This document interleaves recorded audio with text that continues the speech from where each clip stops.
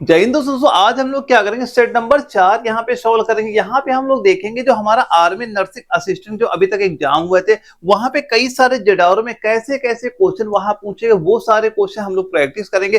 दोस्तों यहाँ मैं टोटल आपको 100 प्रैक्टिस सेट यहाँ पे कराऊंगा और जिसमें वो सारे इंपॉर्टेंट क्वेश्चन मैं कराऊंगा जो एग्जाम में क्वेश्चन पूछे जा भी चुके हैं और जो आपका 2026 में एग्जाम वहां पे लगने वाला है, वहां पे कैसे कैसे क्वेश्चन आपके पूछे जा सकते हैं, वो सारे मैं आपको यहाँ दोस्तों कराऊंगा। दोस्तों यहाँ मैं जितने प्रैक्टिस सेट कराऊंगा, फिलहाल आपको जो 1 घंटे का टाइम यहाँ पे मैं आपका लूंगा, वहां मैं सारे बच्चों पर एक ही चीज ये देखूंगा कि हर सेट में अगर आपके जो क्वेश्चन सही हो रहे हैं, अभी 35 क्वेश्चन तक आपके सही हो पा रहे हैं, तो तैयारी आपकी सही चल रही है। बस इसे आप कंटिन्यू बनाए रखिएगा। तो यहाँ पे दोस्तों ये जो मैं सेट करा रहा हूँ, इसकी पीडीएफ भी मैं आपको एप्लीकेशन में प्रोवाइड करा दूंगा। जो आपका एनए वाला एप्लीकेशन है, सिंपल से इसे आप डाउनलोड वहां पे कर लीजिएगा। वहां पे जितने भी प्रैक्टिस सेट होंगे, सभी पीडीएफ आपको देखने को वहां पे आपको ऑलरेडी वहां पे मिल जाएंगे। और किसी बच्चे कोई वहां पे डाउट भी होता है तो स्क्रीन व्हाट्सएप नंबर शो ही करा, मुझे व्हाट्सएप पे मैसेज कर दीजिएगा। तो दोस्तों यहाँ पे हम 1 घंटे में केवल ये आपके सामने क्वेश्चन लेके आएंगे वहां पे, और आप इनका ट्राई करिएगा, इनका आंसर वहां पे क्या आपका हो सकता है।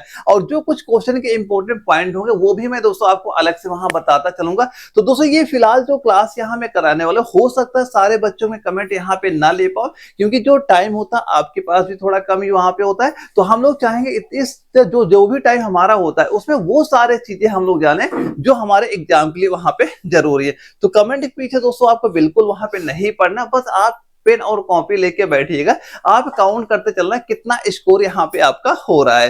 तो लास्ट में देखना जो बच्चा 35 क्वेश्चन तक सही कर पा रहा है, उसकी तैयारी सही चल रही है, बस इसे मेंटेन किया रहना, आपका पेपर 100% वहां पे क्लियर हो जाएगा। और दोस्तों ये वीडियो अगर आपको जरा भी इन्फॉर्मेटिव लगे, वीडियो को आप लाइक करना ना भूलिएगा। और चैनल में अगर आप नए हो, चैनल को सब्सक्राइब कर लीजिएगा, क्योंकि आगे आपका जो एग्जाम आने वाला उसका कुछ भी अगर वहां आगे चल के अपडेट होगा, उसका नोटिफिकेशन भी तुरंत आपको देखने को मिल जाए। तो पहला क्वेश्चन हमारा जो जीके का था है दोस्तों, जो आपको ये जीके वाला पार्ट होता है, इसमें 10 क्वेश्चन आते हैं, ये तो सभी को पता है। इसमें 8 क्वेश्चन आपके सारे पार्ट से आते हैं, 2 क्वेश्चन का करंट अफेयर का भी वहां पे आपको देखने को मिल जाता है। और पहला क्वेश्चन हमारा आता है कि भारतीय संविधान की जो आपका दोस्तों उद्देशिका है, उद्देशिका में कब संशोधन वहां पे किया गया। दोस्तों जो आपके संविधान की जो संशोधन है वो आप अच्छे से तैयार करना, वहां से क्वेश्चन आपके पूछे जाते हैं। और ऑप्शन क्या है हमारे, पहला 1981, दूसरा 76, तीसरा 74 और चौथा है 1980। तो आपके एग्जाम में अगर ये क्वेश्चन पूछा गया तो इसका आंसर आप यहाँ पे क्या बताओगे। दोस्तों यहाँ से 2-3 प्रकार के और भी क्वेश्चन वहां पे आपको देखने को मिल जाएंगे। यहाँ बच्चों के आंसर आने स्टार्ट भी होंगे, कई सारे बच्चे वो राइट आंसर बोल रहे हैं। भाई बिल्कुल, आप जिन बच्चों का ऑप्शन नंबर बी आ रहा है यानी 1976 आ रहा है, उन सारे बच्चों का राइट आंसर यहाँ पे हो जाता है। और दोस्तों यहाँ पे और क्या क्या क्वेश्चन आपसे पूछी जा सकती है। एक क्वेश्चन दोस्तों यही आपका आ जाता है कि अच्छा ये बताओ कि ये जो आपका एकमात्र जो संविधान संशोधन हुआ था किसमें, उद्देशिका में, ये आपका कौन सा संविधान संशोधन था। तो क्या बताओगे दोस्तों, यहाँ पे एक चीज आपको ये बताना है, ये आपका हो जाएगा 42वां। क्या बता दोगे, 42वां संविधान संशोधन यहाँ पे दोस्तों हो जाता है। और इस संविधान संशोधन जब आपका ये वहां पे हुआ था, इसमें आपके कितने शब्द वहां पे जोड़े गए थे, एक ये क्वेश्चन आता है। यहाँ पे आप कहोगे इसमें 3 शब्द दोस्तों आपके जोड़े गए थे। और ये 3 शब्द कौन कौन से होंगे, नाम बताना, लिखूंगा नहीं, याद कर लेना। पहला आपका हो जाएगा समाजवादी। अगर क्वेश्चन पूछा गया समाजवादी जो शब्द जोड़ा गया संविधान संशोधन में, कब जोड़ा गया था, आप बताओगे 42वां संविधान संशोधन के द्वारा आपका जोड़ा गया था। दूसरा शब्द अगर पूछा लिया जाए, दूसरा शब्द बताओगे धर्मनिरपेक्ष बताओगे, तीसरा शब्द बताओगे आप अखंडता। ये 3 शब्द वहां पे आपके जोड़े गए थे। और अगर क्वेश्चन ये पूछा जाए इस समय सरकार किसकी वहां पे थी, तो जब भारत में आपातकाल वहां पे चल रहा था तब ये संविधान संशोधन हुआ था। और उस समय सरकार किसकी थी, इंदिरा गांधी जी की सरकार वहां पे थी। तो ये अच्छे से आप तैयार करना, इंपॉर्टेंट है क्वेश्चन, यहाँ पे एग्जाम में कई बार आ चुका है। एक क्वेश्चन और पूछा गया, शिक्षा के अधिकार को मौलिक अधिकार के रूप में शामिल करने के लिए संविधान के निम्नलिखित में से किस अनुच्छेद में संशोधन किया गया, किस अनुच्छेद में संशोधन किया गया था। तो कौन सा अनुच्छेद होगा बताओ, 21 होगा, 19 होगा, 18 होगा, 30 होगा। ये 4 ऑप्शन वहां पे आपके दिए गए। तो आप बताओ राइट आंसर यहाँ पे क्या हो जाएगा। इंपॉर्टेंट हो, यहाँ कई सारे और क्वेश्चन आपके पूछे जाते हैं। देखो इसका पहले हम लोग राइट आंसर यहाँ पे देख लेते हैं। फिलहाल इसका राइट आंसर आपका हो जाएगा अनुच्छेद नंबर 21 हो जाएगा, ऑप्शन नंबर ए, क्योंकि इसमें संविधान में अनुच्छेद में क्या हुआ, संशोधन वहां पे हुआ था, इसी में एक बना दिएगा 21A आपका, ये वहां पे आर्टिकल बना दिया गया। और इसमें क्या बात की गई थी, इसमें बात की गई थी अगर किसी बच्चे की उम्र 6 से लेकर 14 साल तक है वहां पे, उसे निःशुल्क और अनिवार्य शिक्षा का अधिकार वहां पे आपका दिया जाएगा, ये इस पे बात की गई। और आर्टिकल नंबर जो आपका 21, अनुच्छेद नंबर जो आपका 21 है, इसमें बात थी कि जीवन और व्यक्तिगत स्वतंत्रता का अधिकार इसमें आपका वहां पे दिया गया था, और इसी में आपका ये भी अलग से वहां पे ऐड कर लिया गया। अनुच्छेद नंबर 19 में किस बारे में बात हुई थी, इसमें बात हुई अभिव्यक्ति की जो स्वतंत्रता होती है, अनुच्छेद नंबर 19 में बात की गई है। अनुच्छेद नंबर 18 में किस चीज की बात हुई है, जो आपकी उपाधियां था, उपाधियों का उन्मूलन, ये किस अनुच्छेद में आता, 18 में आ जाएगा। अनुच्छेद नंबर 30 में किस चीज की बात हुई है, जो आपके अल्पसंख्यकों को शैक्षणिक संस्थान स्थापित करने का छूट, ये इसमें आपका वहां पे आ जाता है अनुच्छेद नंबर 30 में। तो ये सारे आर्टिकल भी आपको वहां पे पता होने चाहिए, इंपॉर्टेंट यहां पे हो जाते हैं। अगला क्वेश्चन क्या आता है, दिसंबर 2024 में भारतीय रिजर्व बैंक ने वित्तीय क्षेत्र में जिम्मेदार और नैतिक आपका जो यहाँ पे एआई लिखा है, अपनाने के लिए एक रूपरेखा विकसित करने हेतु 8 सदस्यीय समिति की स्थापना की। इस समिति के अध्यक्ष कौन थे वहां पे, इस समिति के अध्यक्ष कौन हो जाएंगे, ये दोस्तों का करंट अफेयर का यहाँ पे क्वेश्चन पूछा था। कई सारे बच्चों को ये डाउट होता है, सर जो करंट अफेयर होता है क्या केवल 6 महीने का ही आता है। हाँ दोस्तों बिल्कुल, वो ज्यादातर आपसे 6 महीने का न्यू अपडेट ही वहां पूछा था। लेकिन जब किसी की मान लो नियुक्ति होती है, या कोई मान लो स्पोर्ट में कोई गेम होता है, काफी मान लो बड़ी अचीवमेंट वहां पे होती है, ये आपको 2-3 साल तक का भी वहां पूछा जाता है। और ये सारा पार्ट आपका करंट अफेयर में ही हमें वहां पे देखने को मिलता है। फिलहाल इसका राइट आंसर बताओ क्या यहां पे हो जाएगा। पहला दिया गया पुष्पक भट्टाचार्य, हाँ भाई पुष्पक भट्टाचार्य ही हो जाएंगे, ऑप्शन ए। आप दोस्तों काउंट करते चलना कितना स्कोर यहां पे हो रहा है। अगर 35 क्वेश्चन तक आपने सही कर लिया, तैयारी आपकी सही चली, बस इसे मेंटेन आप वहां पे किए रहिएगा।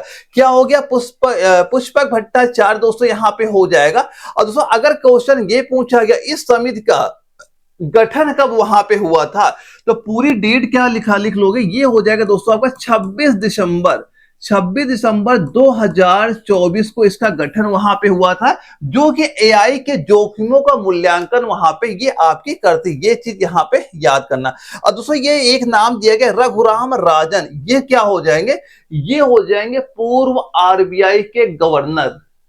पहले ये गवर्नर थे, अब ये क्या बताओगे, पूर्व आरबीआई के गवर्नर हो जाएंगे। उर्जित पटेल क्या हो जाएंगे, उर्जित पटेल में याद करना, ये भी आपके पूर्व आरबीआई गवर्नर हो जाएंगे, ये भी आपके एआई समिति के अध्यक्ष वहां पे नहीं होंगे। अरविंद आपका सुब्रमण्यम यहां पे दिया है, ये आपके पूर्व आपके सीई के यानी वित्तीय नीति विशेषज्ञ वहां पे हो जाते हैं। फिलहाल हम लोग बताएंगे ये आपके पुष्पक भट्टाचार्य ही हमारे राइट आंसर हो जाएंगे। करंट अफेयर का 2 क्वेश्चन कंफर्म है पेपर में, थोड़ा उस पर भी आपको फोकस वहां पे करना है। ये फिलहाल मैं दिखा रहा हूं क्या पैटर्न होता है, क्या स्कोर आप यहाँ पे बना सकते हो। तो तैयारी वैसी करना कि आप ये मान चलो आप एग्जाम हॉल में वहां बैठे हो, सारे क्वेश्चन सामने आ रहे हैं, आप ये देखो क्या क्या राइट आंसर वहां पे आपके हो सकते हैं। हर क्वेश्चन इंपॉर्टेंट है और हर क्वेश्चन आपके पास हमेशा वहां पे होना चाहिए। ये सारी पीडीएफ आपके एप्लीकेशन में अभी अपलोड करा दूंगा, वहां से डाउनलोड आप हमेशा करते रहिएगा।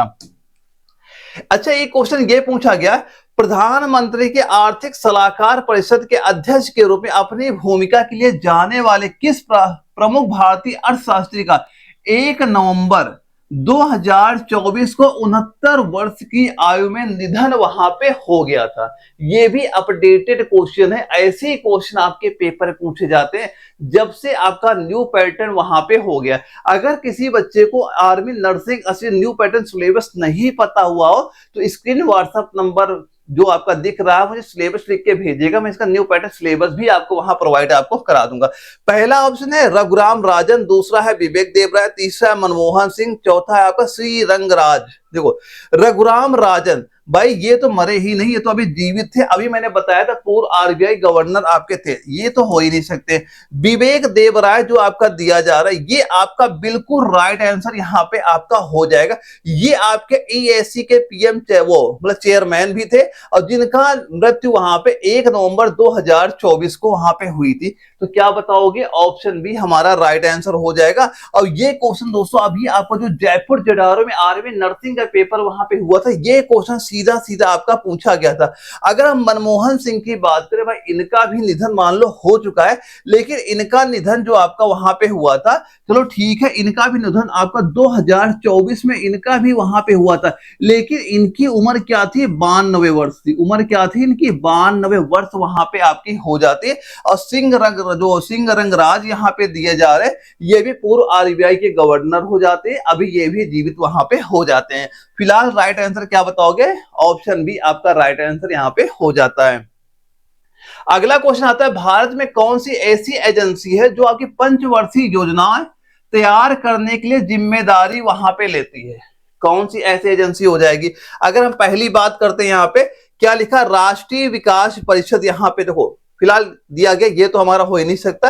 फिलहाल इसका राइट आंसर देखो क्या हो जाएगा, जो कि जयपुर जेडारो में क्वेश्चन पूछा गया। हर क्वेश्चन इंपॉर्टेंट, अच्छे से तैयार करिएगा। दूसरा है वित्त मंत्रालय, तीसरा भारतीय रिजर्व बैंक, चौथा है योजना आयोग। तो भाई हम क्या कहेंगे, अगर हमारे पेपर में क्वेश्चन रिपीट हुआ, आप कह दोगे हम बताएंगे योजना आयोग। ऑप्शन नंबर डी आपका राइट आंसर यहाँ पे हो जाता। और दोस्तों एक बात और मैं ये भी सारे बच्चों से कहना चाहूंगा, वहां पे अगर किसी बच्चे का किसी मेडिकल कोई इशू वहां पे आता है, या कोई बच्चा ये समझ नहीं पा रहा सर कौन से पार्ट से हमारे ज्यादा क्वेश्चन पूछे जाते हैं, तो आप तब भी हमें निसंकोच बता सकते हो। व्हाट्सअप नंबर सामने आपका वहां पे कर रहा है। लेकिन दोस्तों यकीन मान चलना, जो बच्चा ये 100 से पूरे कंप्लीट कर लिया, वहां पे जितने क्वेश्चन मैंने दिए, आप पेपर में बैठ जाना, एक भी क्वेश्चन बाहर नहीं जाएगा, लेकिन रट के जाना सारे क्वेश्चन। वहां बिना रटे हुए एग्जाम हॉल में कभी भी वहां पे ना बैठ जाना। तो इसका राइट आंसर क्या बताएंगे, योजना आयोग आप यहाँ पे बता देंगे। देखो अभी तक जो आपका योजना आयोग ने 1951 से, एक चीज ये ध्यान रखना, 1951 से लेके अभी तक टोटल कम से कम आपकी मेरे ख्याल से 12 पंचवर्षीय योजना आपकी वहां पे लागू हो गई है। एक चीज ये भी ध्यान रखना। इसके बाद एक क्वेश्चन ये आपसे कई बार एग्जाम में क्वेश्चन पूछा गया कि जो आपका दोस्तों ये आपका योजना आयोग है, योजना आयोग का नाम आपका 2015 में इसका नाम बदल के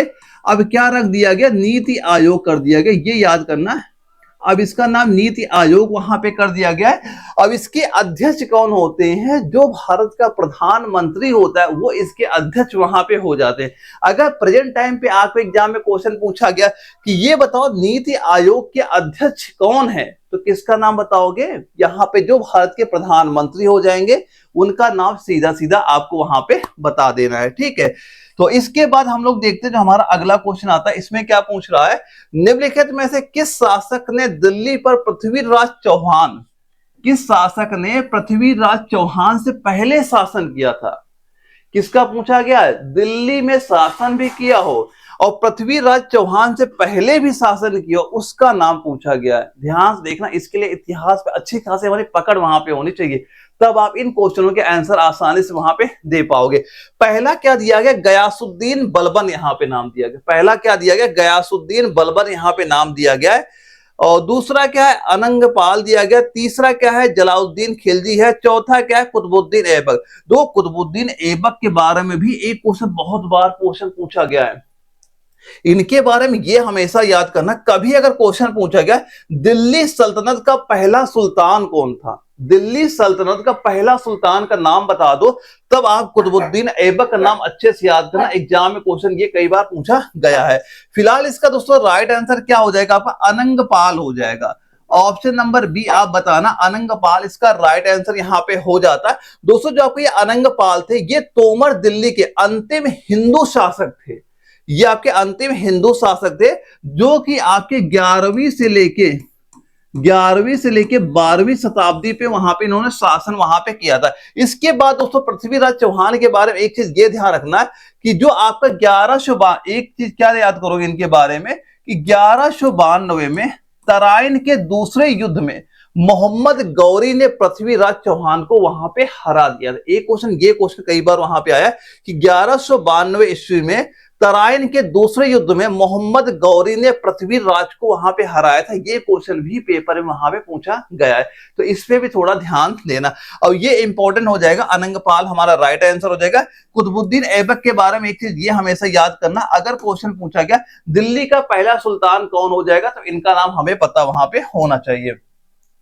अगला क्वेश्चन देखते हैं, दिल्ली सल्तनत का पहला राजवंश कौन है, दिल्ली सल्तनत का पहला राजवंश बता दीजिए क्या हो जाएगा। ये 4 ऑप्शन हमारे वहां पे दिए गए हैं, तो इसका राइट आंसर क्या बताओगे। अभी मैंने जो पहला ऑप्शन क्या है आपका, मामलुक राजवंश यहाँ पे दिया जा रहा है, तो मामलुक राजवंश क्या हो जाएगा, मामलुक जो राजवंश हो जाएगा दिल्ली सल्तनत का पहला वंश आपका यहाँ पे हो जाता है। अगर इनकी शासनकाल की हम लोग बात करें, 1206 से लेके आपका 1290 यहाँ पे शासनकाल इनका यहाँ पे आपका हो जाता है। इसके बाद जो आपका तुगलक राजवंश यहाँ पे दिया गया है, तुगलक राजवंश आता तीसरे नंबर पे आता है, ये आपका थर्ड नंबर पे आ जाता है। अगर इसके शासनकाल की बात करें तो 1320 से लेके आपका 1414 ये इसका कार्यकाल वहां पे हो जाता है।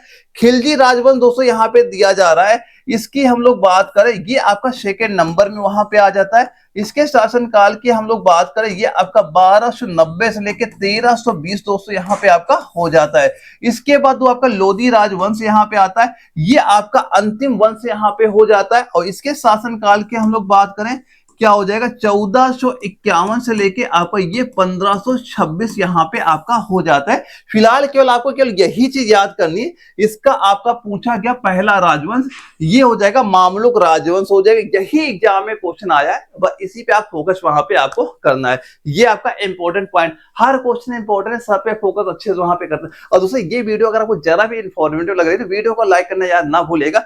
मैं चाहता हूँ ये मैं आपको वो सारे इंपॉर्टेंट क्वेश्चन कराऊं ना वहां पे कि जो आपके एग्जाम में क्वेश्चन पूछे जाते वहां पे, लेकिन थोड़ा अपने को भी क्या होता है मोटिवेशन वहां मिलता। अगर बच्चे वहां पे जैसे हम थोड़ी मेहनत कर रहे हैं, बच्चा भी उसमें थोड़ा मेहनत कर रहा है और थोड़ा हमें कॉपरेट वहां पे कर रहा है, थोड़ा अपना भी मन लगता है कि हम भाई बच्चा अपना कॉपरेट कर रहा है, तो उसे अच्छे अच्छे क्वेश्चन प्रोवाइड करो ताकि उसका भी सिलेक्शन वहां पे आपका हो जाए। और कोई भी दोस्तों आपका हेल्प वहां पे चाहिए आर्मी वैकेंसी को लेके, आपका नंबर सामने शो कर रहा है, नंबर हमेशा सेव रखिएगा, कभी कोई डाउट हो मुझे कॉल करिएगा, मैं आपको बिल्कुल जो भी प्रॉब्लम होगी मैं सॉल्यूशन आपको बिल्कुल प्रोवाइड वहां पे करा दूंगा। अब फिलहाल दोस्तों एक बात मैं ये आपको बताने वाला था, जो बच्चे ऑलरेडी एक दो बार एग्जाम वहां पे दे रखे हैं तो उनके दोस्तों जो मैंने ये आपको हैंड रिटन नोट्स आपको प्रोवाइड करा रखे हैं, जिसमें आपका बायोलॉजी हो गया, फिजिक्स हो गया, केमिस्ट्री हो गया, मैथ हो गया, जीके हो गया, ये प्रॉपर आप नोट्स ले लेना। और ये सारे नोट्स मैंने आपको ऑलरेडी जो आपका एप्लीकेशन आने वाला है यहाँ पे मैंने आपके अपलोड कर दिए, ये नोट्स आप ले लेना, वहां पे इनकी पीडीएफ निकलवा लेना, वहां पे फोटो वहां पे करा लेना, क्योंकि ये सारे आपको यहाँ पे टाइम आपका बच जाएगा कि ये नहीं होगा भाई वैकेंसी आपको पता है जैसे नोटिफिकेशन आता है 1-2 महीने बाद आपका एग्जाम वहां पे कराई दिया जाता है, तो वहां पे टाइम काफी कम बचता है और नोट्स बनाने में काफी टाइम वेस्ट वहां पे होता है। और सारे आपके ये न्यू पैटर्न बेस आपके 2026 के अकॉर्डिंग ही मैंने नोट्स वहां बना रखे और सारे ये नोट्स आपको वहां पे मिल जाएंगे। अगर आपने 1-2 बार ऑलरेडी एग्जाम वहां पे दे दिया है तो ये सबसे बेस्ट रहेंगे आपको अपना एग्जाम क्वालिफाई करने के लिए। हाँ, लेकिन अगर कोई बच्चा ऐसा वहां पे है कि जो पहली बार ही एग्जाम में वहां पे बैठ रहा है और उसे यहां तक ये नहीं पता है कि हम तैयार क्या करें कि अपना एग्जाम निकल जाए, यानी कहां से कैसे कैसे क्वेश्चन पूछे जाते हैं, तो भाई उसके लिए मैंने बैच भी वहां पे डाल दिया जहां मैं पूरा आप जितने टॉपिक सारे मैं कवर करा ही रहा वहां पे कि कौन से टॉपिक कौन से चीज पे ज्यादा फोकस करना है, कहां से ज्यादा क्वेश्चन आगे पूछे जाते हैं, वो सारा चीज मैंने आपको बता ही रखा है, उस पर भी तैयार करना ताकि इसी साल आपका एग्जाम वहां पे क्लियर हो जाए। बस दोस्तों एग्जाम तक जो चीजें जैसी बताई जा रही आप मन लगा के पढ़िए, आप जब भी पेपर बैठोगे क्वेश्चन आपको यहां से जरूर आपको वहां पे नजर आ जाएंगे।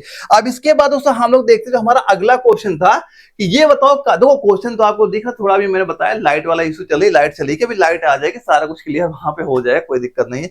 इसमें क्या पूछा गया, कारकोरम पर्वतमाला निम्नलिखित में से किस क्षेत्र में, वेरी इंपॉर्टेंट क्वेश्चन, यहां से कारकोरम से कई बार आपके एग्जाम में क्वेश्चन पूछे गए हैं।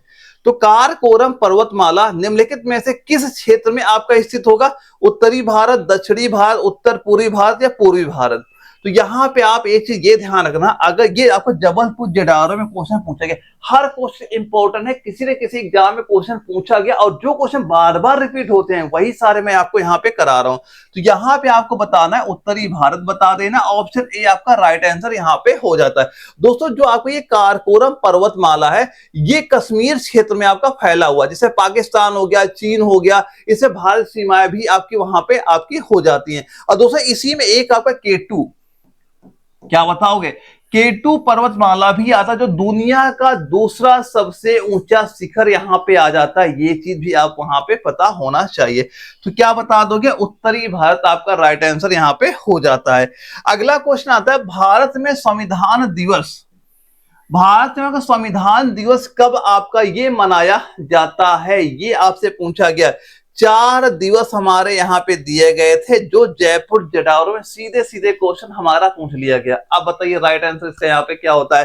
दोस्तों अगर हम बात करें 12 जनवरी को, तो 12 जनवरी को क्या मनाया जाता है? आप कहोगे भाई इस दिन संविधान दिवस तो हम नहीं मनाते, लेकिन क्या मनाते? राष्ट्रीय युवा दिवस मनाते हैं। किस लिए मनाया जाता है? स्वामी विवेकानंद की जयंती की वजह से। तो ये हमारा आंसर नहीं होगा, क्योंकि इस दिन क्या मनाया जाता है? आप कहोगे युवा दिवस, युवा दिवस मनाया जाता है। 26 नवंबर, हाँ ये बिल्कुल राइट आंसर आपका हो जाएगा, ऑप्शन नंबर बी। यानी क्या बताओगे? आपका 26 नवंबर 1949 को, 26 नवंबर 1949 को संविधान सभा ने भारतीय संविधान को अंगीकृत किया, स्वीकार किया, और तभी से मतलब हर साल के 26 नवंबर को संविधान दिवस के रूप में आपका मनाया जाता है। और 26 जनवरी को क्या मनाते हैं हम लोग? गणतंत्र दिवस मनाते हैं, क्योंकि यहाँ पे क्या हुआ था? संविधान आपका लागू वहां पे किया गया था। ये भी चीज वहां पे आप देख लीजिएगा। इसके बाद आपका 31 अक्टूबर यहाँ पे दिया जा रहा है। इस दिन क्या हम लोग मनाते हैं? इस दिन बनता है आपका राष्ट्रीय एकता दिवस। कब मनाते हैं? 31 अक्टूबर को मनाते हैं। किस वजह से?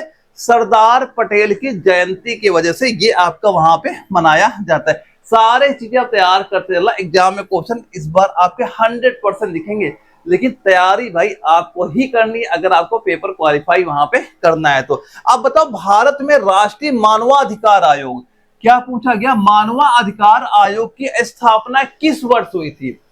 2003 या 1995, 1993, 2005? क्या बताओगे? यहां भी इसका अध्यक्ष कई बार एग्जाम में क्वेश्चन आया कि इसके अध्यक्ष बता दो कौन वहां पे, वो चीज भी तैयार कर लेना। तो फिलहाल राइट आंसर हम लोग क्या बताएंगे इसका? हम बताएंगे 1993, ऑप्शन नंबर सी आपको बिल्कुल राइट आंसर यहाँ पे बताना है। भाई मेहनत करना, अगर एग्जाम क्वालिफाई करना है तो अभी से तैयारी करना स्टार्ट कर दो। ये आपका प्रैक्टिस सॉल्व करने के आपको 2-3 कई सारे फायदे होते हैं। नंबर 1 फायदा हमें यही मिल जाता है कि हमें ये पता चल रहा है कि जो हमारा पैटर्न है, कैसे क्वेश्चन पेपर में पूछे जा रहे हैं, एक ये हमें पता चलता है। इसके बाद हम लोग टाइम मैनेजमेंट करना भी वहां पे सीख जाते हैं, और सबसे जो बड़ा बेनिफिट ये हमारा हो जाता है कि हम पूरा सिलेबस एक साथ रिवीजन भी कर लेते हैं, कौन से टॉपिक है, कौन सा पार्ट हमारा वीक है, वहां पे एक चीज ये हमारे पता वहां पे चली जाता है। तो फिलहाल क्या राइट बताएंगे? 1993 आपको बता देना है।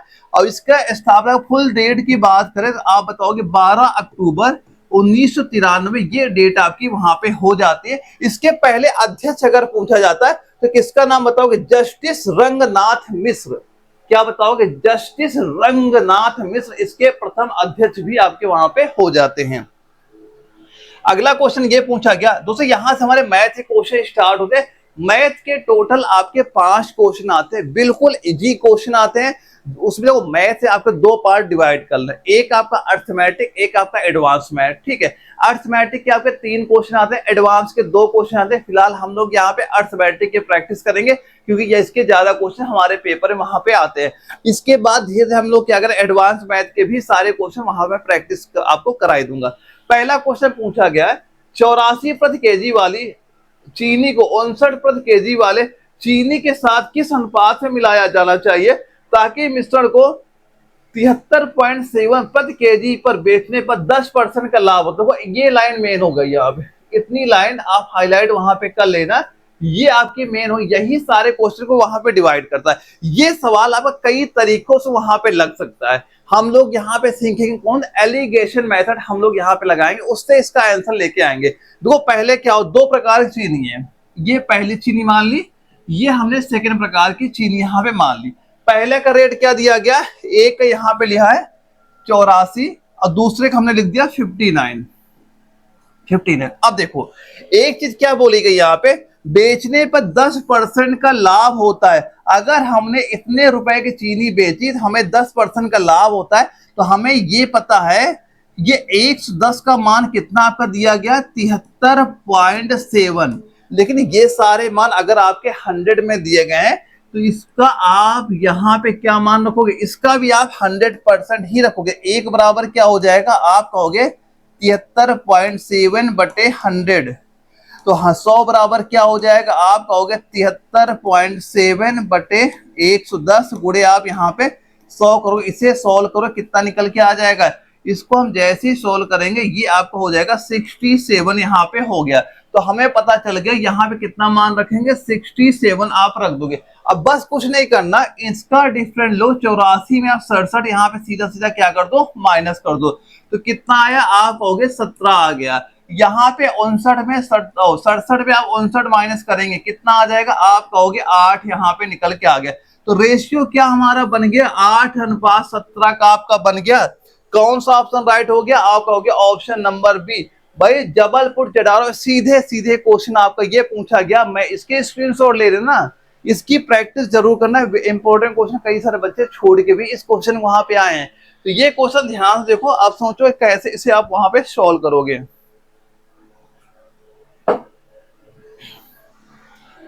क्या दिया गया 180 अंकित मूल्य वाली एक वस्तु पर 15% की छूट और फिर 25 का कैशबैक दिया गया, तो वस्तु का विक्रय मूल्य बता दो क्या हो जाएगा। कैसे सॉल्व करें ध्यान देखना। अगर ये बताओ 180 रुपए की कोई वस्तु हो गई और हमने छूट दी 15% की, कितने के बेच देंगे 85/100। इसका 85/100 का मान निकालो कितना हो गया आप कहोगे हम सॉल्व किया 153 रुपए आपका हो गया।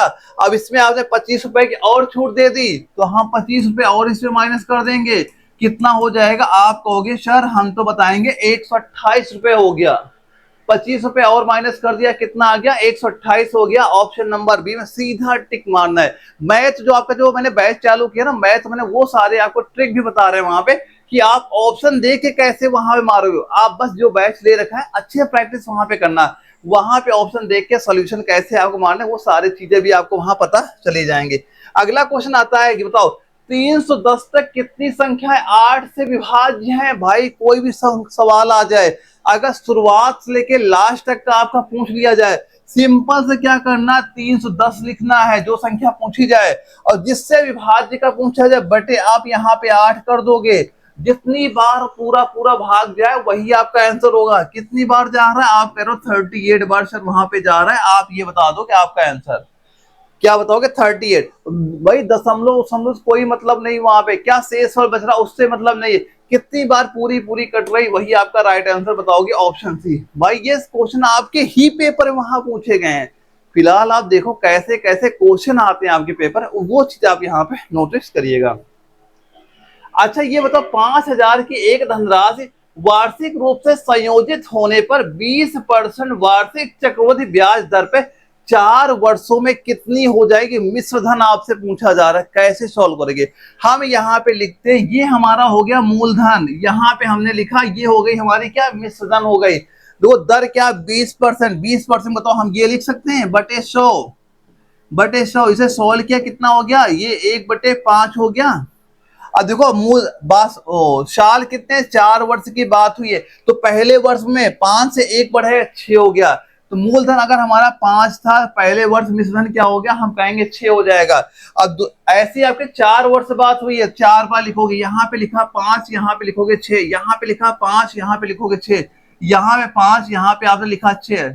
अब बताओ इनको गुणा करो 5 गुणे 5 गुणे 5 गुणे 5 कितना हो गया आप कहोगे सर हम तो कहेंगे इसको सोल्व करेंगे 5 गुणे 5 गुणे 5, ये तो हमारा हो गया 625 रुपए। अब इसको गुणा करो 6 गुणे 6 गुणे 6, 4 बार 6 गुणा करोगे कितना हो गया आप कहोगे हम कहेंगे 1296 हो जाएंगे। क्या चीज आपको दी जा रही है, हमें ये पता है ये 625 का मान कितना हमें दिया गया है 50,000, क्योंकि मूलधन क्या है 50,000 दिया गया है, ये हमें दिया गया 50,000। अब इसका मान हमसे क्या हो रहा है पूछा जा रहा है, ये बताओ इसका मान आपका वहां पे क्या हो जाएगा।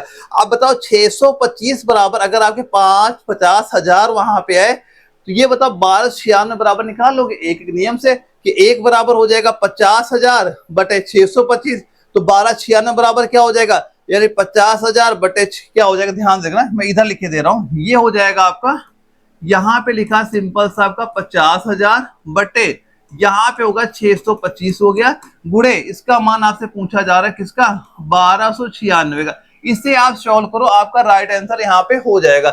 इसे सॉल्व करो राइट आंसर हो जाएगा, गुणा करिए कितनी बार जाएगा यहाँ पे सॉल्व करेंगे, ये आपका हो जाएगा 1,03,680 रुपए यहाँ पे दोस्तों आपका निकल के आ जाएगा। तो क्या बताओगे राइट आंसर 1 लाख इसमें आ रहा है ये ऑप्शन नंबर ए हमारा दिया गया 1,03,680 रुपए। ऑप्शन ए पे आप सीधा सीधा आप बताओगे, राइट आंसर हो जाएगा। बस भाई इसमें कैलकुलेशन अच्छी आपकी होनी चाहिए। कैलकुलेशन अच्छी कैसे होगी?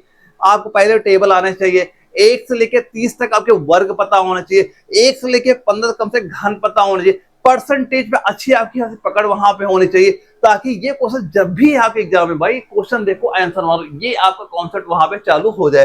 प्रैक्टिस करते चलना भाई, सारी चीजें मैं आपको तैयार वहां पे करा दूंगा। अगला क्वेश्चन आता है, ए किसी कार्य को 10 दिन में पूरा कर सकता है, बी इसे 15 दिन में कर सकता है, सी की सहायता से उन्होंने 2 दिन में कार्य पूरा कर लिया, अकेला सी कितने दिन में कर सकता है? भाई कुछ है क्वेश्चन, कुछ नहीं है। ऐसे क्वेश्चन दोस्तों आपको मान लो फ्री में वहां पे मिल जाते हैं। अगर ये क्वेश्चन आपके गलत हो रहे हैं, तैयारी से काफी दूर वहां पे जा रहे हो, तो पकड़ बना के चलना भाई, एग्जाम हमें 2026 में हर हाल में क्लियर वहां पे करना है। देखो यहाँ बात हो रही दो बंदों की, ए की बात हो रही है, बी की बात हो रही है, ठीक है। ए किसी कार्य को अगर 10 दिन में कर रहा है, हमने लिख दिया 10 दिन, और बी उसे कर रहा है 15 दिन में, और इसके बाद सी की सहायता से, यानी कि अगर ए बी सी इन दोनों सहायता कौन कर रहा है? सी की सहायता से ये कार्य वो केवल 2 दिन में ही वहां पूरा कर सकते हैं। तो पहले ये बताओ इनका एलसीएम क्या हो जाएगा? हमें सी का निकालना है। कैसे निकालोगे? तो हमें पता है 10, 15, 2 का एलसीएम हम ले सकते हैं 30 ले सकते हैं। आप बताओ 10 का भाग 30 में किया, आप कहोगे 3 आ जाएगा, 15 का 30 में किया, आप कहोगे 2 आ गया, 2 का 30 में कहा, आपने कहा 15 आ जाए। अब देखो हमें पूछा गया, इसका मतलब क्या होता है कि जो ए है, ए की कार्य क्षमता 1 दिन में कितना काम करने के? 3 है। बी की कार्य क्षमता कितनी है? 2 है। अब अगर हम ये बताओ, अगर यहाँ पे ए और बी की कार्य क्षमता हम माइनस कर दें, तो हम ये निकाल सकते हैं कि भाई सी की कार्य क्षमता क्या वहां पे हो जाएगी, ये निकाल सकते हैं।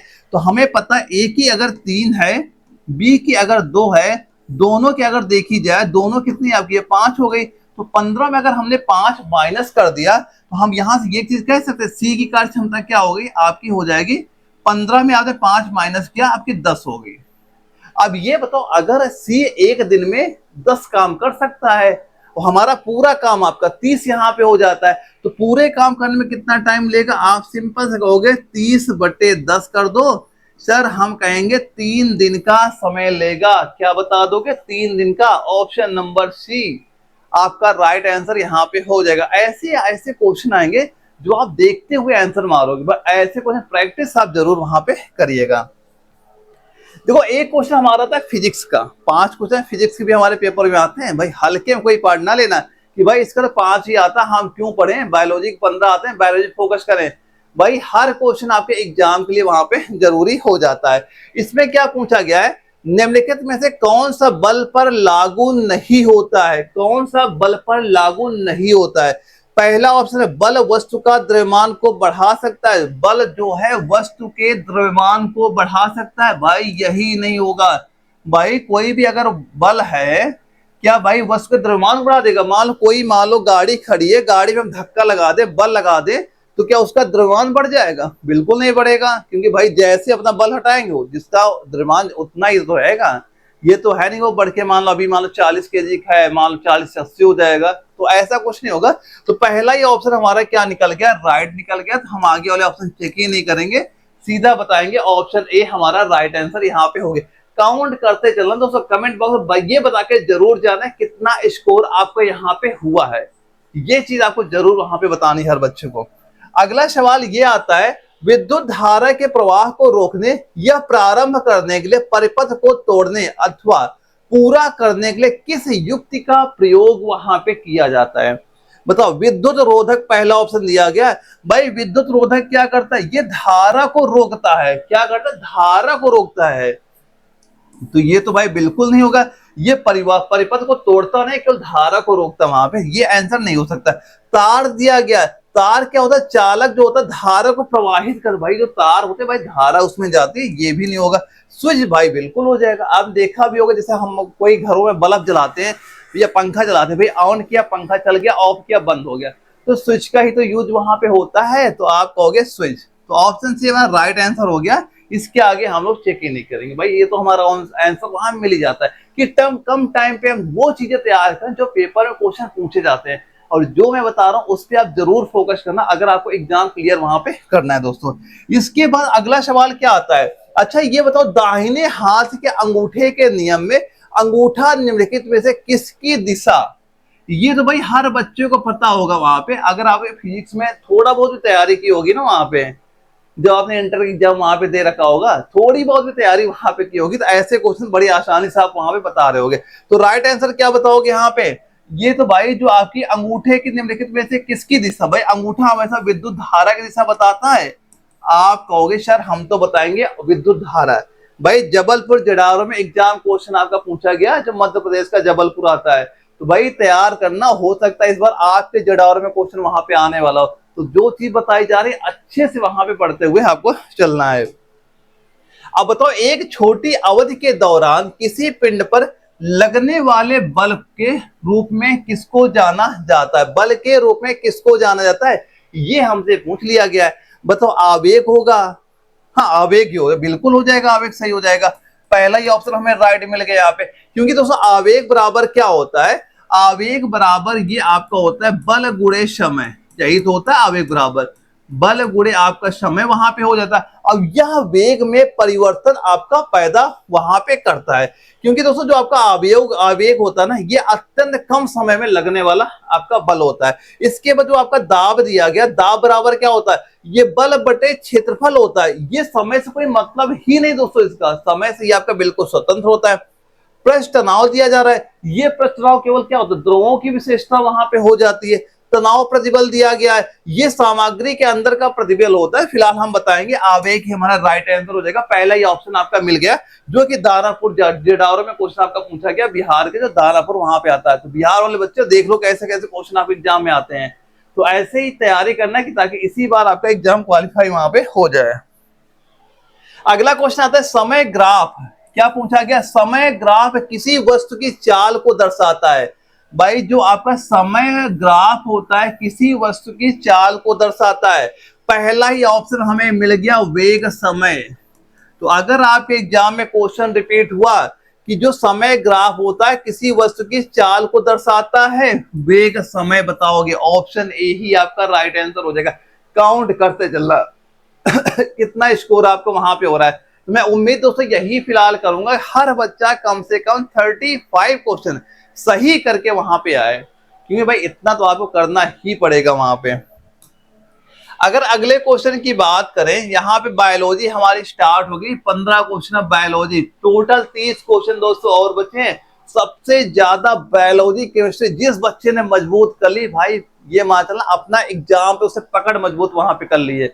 तो आपको अपने एग्जाम में पकड़ वहां मजबूत करनी है, अगर आपको एग्जाम क्वालिफाई वहां पे करना है। बस जैसे क्वेश्चन दिए जा रहे हैं कहीं से भी अगर आप तैयारी कर रहे हो, इसी पैटर्न बेस में तैयारी करना, अगर आपको एग्जाम क्वालिफाई वहां पे करना है। अब बताओ जो यहाँ पे दिया गया पार्थोनियम हिस्टेरोफोरस का सामान्य नाम बता दो, क्या वहां पे हो जाएगा, सामान्य नाम बताओ क्या वहां पे होगा। पहला ऑप्शन हम लोग चेक करते हैं, क्या लिखा है, लेमन ग्रास। लेमन ग्रास क्या हो दोस्तों, ये आपको चाय बनाने वाली सुगंधित घास होती है, तो हम ये राइट आंसर नहीं होगा। लॉन ग्रास दी जा रही, ये लॉन में बोई जाने वाली सजावटी घास होती, भाई ये भी राइट आंसर नहीं हुआ। हॉर्स घास दी जा रही है, ये घोड़ों को चारे वाली घास होती, ये भी राइट आंसर नहीं होगा। केरोट ग्रास दिया जा रहा है, ये भारत में आपकी परथियम का सबसे प्रसिद्ध और सही नाम आपका हो जाएगा। तो क्या बताओगे, ऑप्शन डी आपका राइट आंसर यहाँ पे हो जाता है। ऐसे क्वेश्चन आएंगे, और ये क्वेश्चन आपका जो जबलपुर जडारो वहां पूछा गया था, कई सारा बच्चा इसको छोड़ के वहां पे आया था, तो आपको गलती नहीं करना, ऐसे क्वेश्चन बिल्कुल वहां पे आपको नहीं छोड़ने थे। अब ये बताओ, आपका एक क्वेश्चन आया यहाँ पे, फेनिलैलानाइन हाइड्रोक्सी जेल द्वारा आपका फेनिलैलानाइन के हाइड्रोक्सीकरण से कौन सा गैर आवश्यक अमीनो अम्ल बनता है, कौन सा गैर आवश्यक, जो आवश्यक भी नहीं है और अमीनो अम्ल है वो आपका बनता है, ये पूछा जा रहा है। अगर हम चारों ऑप्शन की बात यहां पे कर लें, पहला दिया है सिस्टीन, भाई ये डाइसल्फाइड बंध बनाता है, और ये क्या होता है, बालों की संरचना में, तो ये तो भाई सही है, यूज होगा, ये आंसर नहीं हो सकता इसका। ग्लाइसिन यहां पे दिया गया, ये आपका सबसे छोटा अमीनो अम्ल होता है, जो कोलेजन में लगभग ये आपका 33% होता है, ये भी इसका राइट आंसर नहीं हो जाएगा। अब अगर हम देखते हैं सी, टायरोसिन, हाँ ये राइट आंसर हो जाएगा। क्या हो जाएगा? टायरोसिन हो जाएगा। ये आपका फेनिएडिलिन से ही आपका बनता है, जो काम क्या करता है आपका, ये जो आपका पे की यू में होता है ये जमा वहां पे नहीं होता है। तो क्या बता दोगे? ऑप्शन नंबर सी आपका राइट आंसर यहाँ पे हो जाएगा। और दोस्तों ये सारे क्वेश्चन जो पीडीएफ में आपको प्रैक्टिस सेट के तौर पे एप्लीकेशन में अपलोड करा दूंगा, हमेशा आपके पास होने चाहिए। हो सकता है अभी ये जबलपुर में आया, अभी दानापुर में आ जाए, जयपुर में आ जाए, या आपका एमसी सेंटर एग्जाम लखनऊ में जो लगने वाला है वहां पे क्वेश्चन आ जाए। ये क्वेश्चन घूमते रहते हैं, कब कौन सा क्वेश्चन कहां पे आ जाए, तो इनमें अच्छी खासी पकड़ बना के आपको चलना है वहां पे। अब बताओ लहसुन किसका सबसे अच्छा प्राकृतिक स्रोत है? किसका पूछा गया? लहसुन की बात वहां पे की जा रही है। पहला दिया गया जिंक और कोबाल्ट। तो जो ये आपका जो जिंक और कोबाल्ट होता है ना, ये सबसे ज्यादा आपका सीप में सबसे ज्यादा अधिक होता है। ये इसका राइट आंसर नहीं होगा। मैग्नीशियम और एल्यूमिनियम की बात की जा रही है, ये सबसे ज्यादा आपका दोस्तों जो आपका पालक हो गया, पालक में होता है, ये भी इसका राइट आंसर नहीं होगा। लोहा और तांबा की बात की जा रही है, ये सबसे दोस्तों किसमें, जैसे कि यहाँ पे गुड़ होता है, गुड़ में बहुत ज्यादा ये आपका पाया वहां पे जाता है। अब मैग्नीज और सेलेनियम यहाँ पे दिया गया, हाँ यही बिल्कुल राइट आंसर हो जाएगा।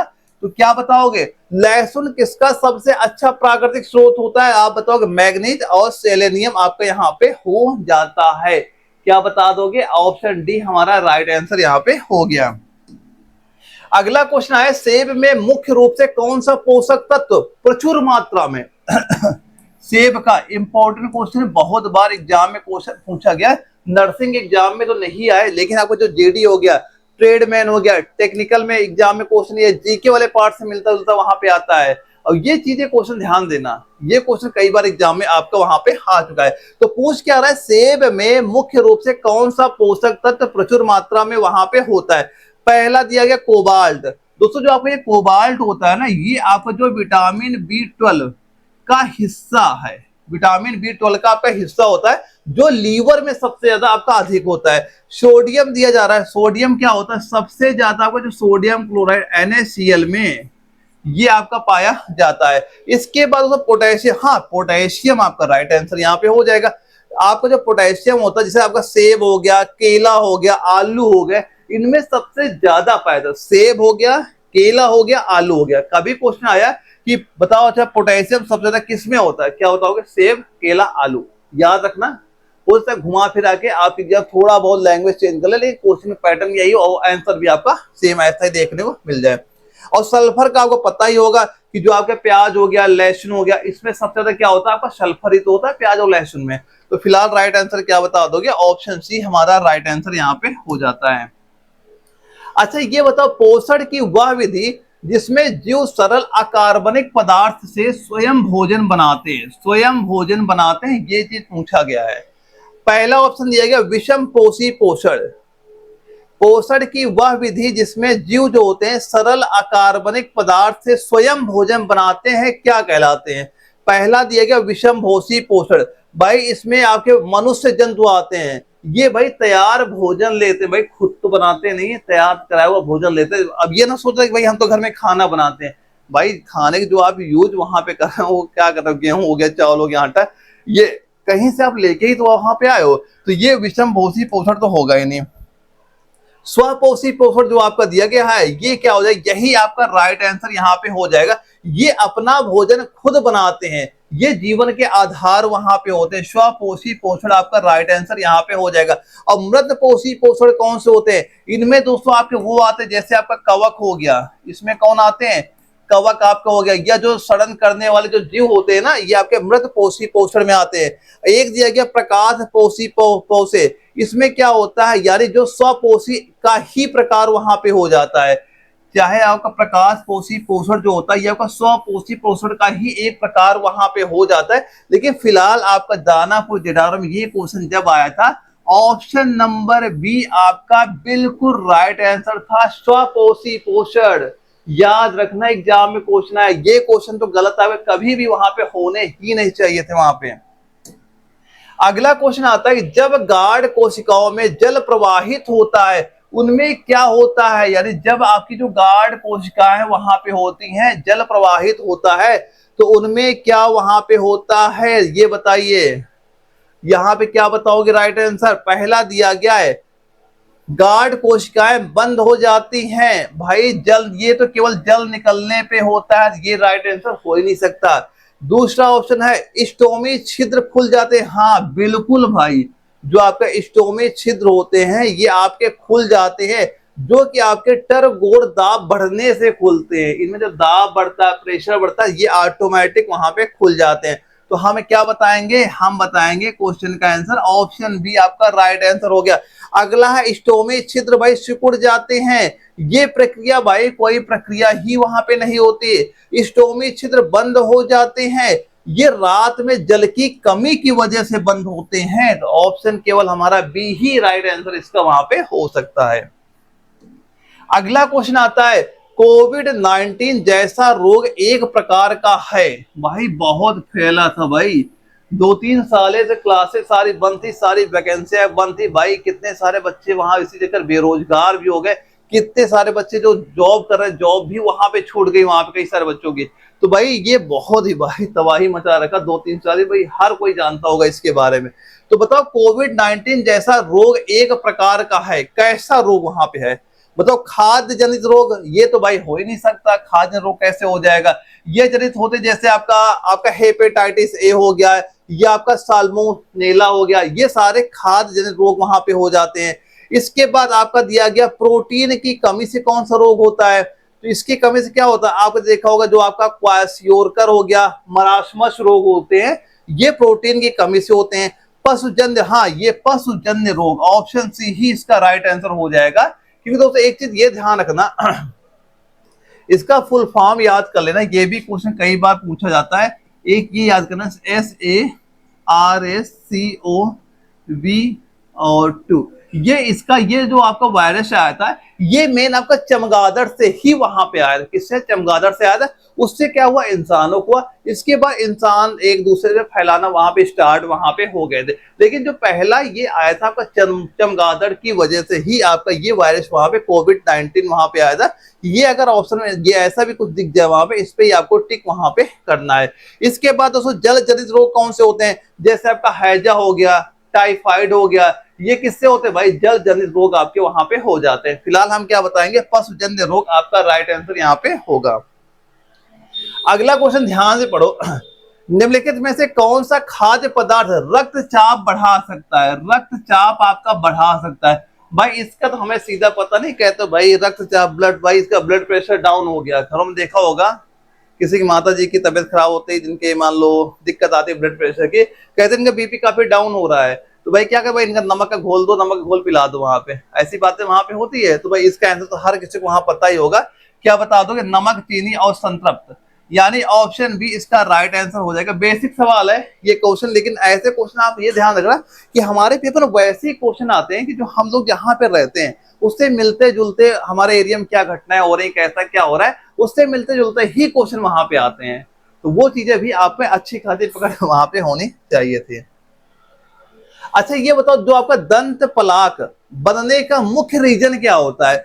जो आपका दंत प्लाक होता है बनने का मुख्य कारण बता दो क्या होगा? जयपुर जटारो में क्वेश्चन यहाँ पूछा गया, बस इसका सीधा सीधा एक बताना। ऑप्शन ए तो हमारा ये होगा ही नहीं। ऑप्शन देखते चलना दोस्तों। यहाँ पे आप काउंट कर लेना भाई, देखो आप तैयारी वहां पे खुद ही कर रहे हो, वहां पे आपको हम लोग गाइड करेंगे कि कैसे क्वेश्चन पूछे जाते हैं, कि आपको कैसे क्वेश्चन वहां पे तैयार करने हैं कि आपका एग्जाम क्लियर हो जाए। बस ध्यान रखना जो नोट्स आपने ले रखे ना, यकीन मान चला अगर आपने एक बार रट्टा मान ले कैसे भी तैयार कर लो, पेपर क्वालिफाई हो जाएगा, ये क्लियर वहां पे मान के चलिएगा। दूसरा दिया गया है, दूसरा भी ऑप्शन दोस्तों हमारा ये भी नहीं होगा। तीसरा है बहुत सारे जीवाणु कोशिकाएं भोजन के कणों के साथ मिलकर दांतों में चिपक जाते हैं। ऑप्शन सी इसका राइट आंसर हो जाएगा। क्या बता दोगे? ऑप्शन नंबर सी आपका राइट आंसर यहाँ पे हो गया। अगला है सूचीबद्ध विकल्पों में से कौन सा कैंसर का रूप नहीं है? दोस्तों ऐसे क्वेश्चन बहुत ज्यादा सावधान वहां पे रहना, कहीं कहीं होता है क्या है, क्या रूप नहीं है, हम लोग क्या ये नहीं वाला सब नहीं पढ़ पाते हैं और क्वेश्चन हमारा गलत हो जाता है। और हम लोग जब वहां पेपर देख के वापस आते हैं ना, हमें ये लगता है कि भाई ये क्वेश्चन तो हमने सही किया था, कि भाई हमने मान लो 37 किए, कोई कहता 42 किया, कोई कहता 44 किया। भाई ऐसे कुछ क्वेश्चन होते हैं जब हमारा स्कोर कार्ड वहां पे आता है कि जो हम लोग देखते भाई सिलेक्शन वहां पे नहीं हो पाया, तब भाई दिक्कत तब लगती है काफी ज्यादा। लेकिन आपको वैसे नहीं जाना है, क्वेश्चन आप आराम से ध्यान से वहां पढ़िएगा। सूचीबद्ध विकल्पों में से कौन सा कैंसर का एक रूप नहीं है? पहला क्या दिया, ग्लूकोकोमा। हाँ भाई, पहला ही आपका राइट आंसर हो जाएगा। भाई ये कैंसर से संबंधित कोई है ही नहीं वहां पे। कि आपका जो ग्लूकोमा दोस्तों होता है ना, ये आपका आंख का दाब बढ़ने से अंधपन कैंसर होता है। ये कैंसर कोई मतलब नहीं होता है, ये बीमारी जो आपकी होती है आंख से रिलेटेड होती है, ये कोई प्रकार का कैंसर नहीं है दोस्तों। यहाँ पे दाब बढ़ने आपका अंधापन वहां पे हो जाता है। जो आपका ग्लूकोमा होता है, तो हमारे आंख कभी क्या दाब प्रेशर काफी ज्यादा बढ़ जाता है, तो हमें दिखाई देना बंद हो जाता है। ये उससे आता है, कैंसर से आता ही नहीं वहां पे। एक आपको दिया कार्सिनोमा, यहाँ पे दिया गया। तो जो सबसे ज्यादा केस होते हैं यही आपके होते हैं, यानी ये मान चलिएगा कि 85 से लेके आपके 90% कैंसर इसी प्रकार के आपके वहां पे देखने को मिलते हैं। और ये आपका लिफोमा जो आपका दिया गया, ये आपका एक लसिका तंत्र का जो आपकी लसिका तंत्र होती है ना, वहां कैंसर होता है। और इसके बाद एक आपका सार्कोमा दिया गया है, ये मांसपेशियों कैंसर होता है। ये क्या होता है, मांसपेशियों का कैंसर वहां पे आपका हो जाता है। ये क्वेश्चन हमारे दानापुर जडारो में सीधे सीधे आपका पूछा गया। अगला क्वेश्चन देखो क्या हो जाएगा इसका राइट आंसर।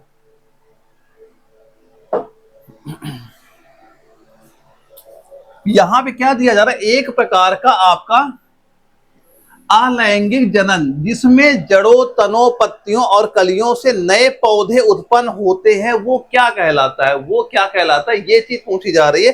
पहला बताओ लिया है लेयरिंग का प्रसार। दोस्तों ये क्या होता है, तने की मिट्टी में दबाकर नया पौधा, ये हो जाएगा। फिलहाल ये तो इसका राइट आंसर नहीं हो जाएगा, क्योंकि हमसे पूछा गया एक प्रकार के अलैंगिक प्रजनन, जिसमें जड़ों, तनों, पत्तियों और कलियों से नए पौधे उत्पन्न होते, वो क्या कहलाता है, वो पूछा गया। लेकिन लेयरिंग प्रसार में क्या होता है, तने को मिट्टी में दबाकर उसके तना काट लो। जैसे देखो होगा हम लोगों ने क्या होता है, घरों में गुलाब पेड़ लगाते हैं, वहां पे लगाने के लिए कहते भाई उसकी कलम कर लो, कलम आधा काट लो, उसका नीचे जमीन में गाड़ दो, वो पौधा खुद ही बन जाता है। तो ये उसका प्रकार होगा। ग्राफ्टिंग प्रसार क्या होता है, दो पौधों को जोड़ के। आप देखो होगा जो हम लोग आजकल ऐसे आप कई मतलब होता कई जगह तो आने लगे पेड़, वहां पे पहले क्या होता, दो पेड़ लगाए जाते हैं। एक जो पहले नया पेड़ होता है, ऊपर एक नया पेड़ वो लगा, उसमें डाल लगा दी जाती है, और बीच देखोगा झिल्ली से बंधी रहती है, वो आपका ग्राफ्टिंग का प्रसार होता है। ये भी राइट आंसर नहीं होगा। बंडिंग प्रसार दिया गया केवल कलिका जोड़ के, ये भी नहीं होगा। एक है वानस्पतिक प्रसार, हाँ ये राइट आंसर आपका हो जाएगा। इसमें सभी प्राकृतिक अंगों से नया पौधा वहां पे आपका बनाया जाता है। तो क्या बताओगे, ऑप्शन नंबर डी आपका राइट आंसर यहाँ पे हो जाता है। अब ये बताओ, गोल्गी सम्मिश्र के आसपास के कोशिका द्रव्य प्रक्षेप में कोई कोशिका अंगक नहीं होता है। कोई क्या होता है, अंगक आपका नहीं होता है।